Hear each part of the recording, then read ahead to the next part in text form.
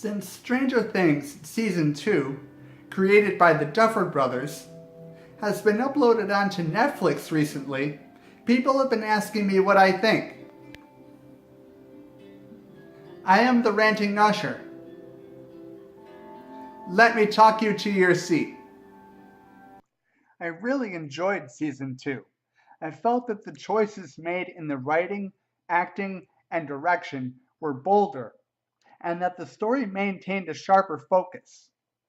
Rather than spend a lot of time developing characters we're already familiar with, the second season concerned itself with presenting intriguing possibilities and advancing the story in new and captivating directions, which is precisely what a follow-up season is supposed to do.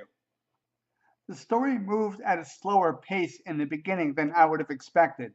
Once the story picked up, the really tense scenes, as well as the moments during which I would feel most emotionally connected to the characters, paid off nicely. This method of storytelling did not disappoint. If the season moved at a faster pace, then those moments might not have been so meaningful. They would not have had the same impact. So the series revolves, as it did before, around Will Byers. Even though Will has been out of the Upside Down for a year, it's as though part of him never left. He flashes back to the Upside Down and even becomes a host to demonic entities. He is still a target for said entities, rendering him a danger to himself and everyone around him. Noah Schnapp is absolutely spectacular in his double role, transitioning between being possessed and being his true self. Noah is an uncanny child actor. He can make these transitions appear subtle and natural. I feel for Will. I want things to turn out alright for him. I have two favorite Will Byers moments. One is when he's tied up, and both his family and friends share personal stories to help him remember who he is. Their stories are endearing, and Noah Schnapp must distance himself from all the sentimentality being poured into this scene. He can only communicate in Morse code to let them know they are reaching him. This must have been very difficult. What an impressive acting job indeed. My other favorite Will Byers moment is when he and Mike are hanging out, just the two of them, talking the way best friends talk. Will tells Mike in confidence what he's really seeing when he flashes into the Upside Down. There is something so genuine and so raw about their friendship in this scene that I can't help but be moved by it. So the kids are all dressed up as Ghostbusters for Halloween. Mike and Lucas get into an argument over who's going to be Venkman and who's going to be Winston. This happens early on in the season, and it really doesn't have much of an impact on the story. But the argument is well written, well delivered. It is a very amusing moment.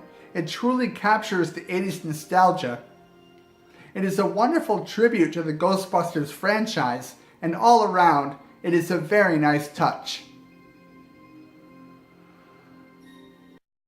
In the first season, Dungeons and Dragons represented paranormal creatures and other elements.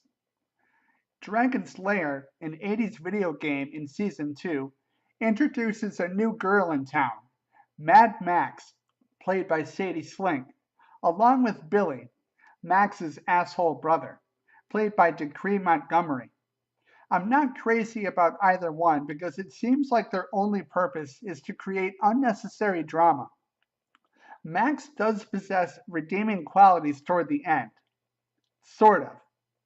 Whether or not there will be any reconciliation between Eleven and Max remains to be seen. Originally, Steve Harrington, played by Joe Keery, was the least popular character on the show. But in Season 2, he undergoes a significant arc, essentially going from badass to Mr. Mom. Steve's new role as a babysitter paves the way for many amusing moments. All the while that Steve is providing the comic relief, he is also very sincere. Joe Keery manages to find the perfect balance between the two, which makes his character endearing. The way Steve offers advice to Dustin about girls and looks out for him also grants him a lot of charisma. Sure, Steve is rough around the edges at times. His relationship with Nancy is ill fated, and he may have a laughable obsession with Farrah Fawcett hairspray, but Steve is, for the most part, a great guy. And compared to Billy, Steve is practically a saint. The breakup between Nancy and Steve in season 2 is inevitable, so that the romance between Jonathan and Nancy, which was hinted at in season 1, could come to fruition. The foreshadowing was so subtle that it allowed fans to speculate about how and when it would happen. The build-up to Jonathan and Nancy's romance could have been forced and contrived, but it didn't feel that way. The elements that brought them together, the hesitation, the awkwardness, the timing, were handled in a gradual and realistic way. This is a relationship that has evolved over time, which made their realization that they were meant for each other one of the most satisfying moments of season 2. This concludes part 1 of my review of Stranger Things Season 2, so be sure to come back for my next Stranger Things video. Do you agree with my review? Let me know what you think in the comments down below. Thank you so much for watching. I am the Ranting Usher, and if you enjoyed this video, please click the thumbs up. It would help me out a lot and I would greatly appreciate it.